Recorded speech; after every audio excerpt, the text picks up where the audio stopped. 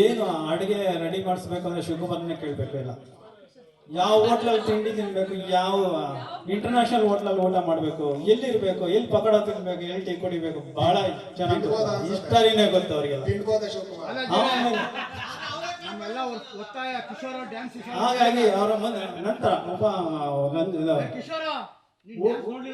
ಊಟದ ನಂತರ ಭೋಜನ ವಿರಾಮದ ನಂತರ ಇರುತ್ತೆ ಕಿಶೋರ್ ಡ್ಯಾನ್ಸ್.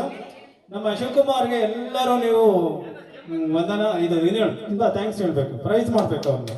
ಊಟ ಅಂತ ರುಚಿಯಾದ ಊಟ ನೀವು ಯಾವತ್ತೂ ಮರೆಯಲ್ಲ ಶಿವಕುಮಾರ್ನ. ಓಕೆ, ಎಲ್ಲ ಈಗ ಊಟ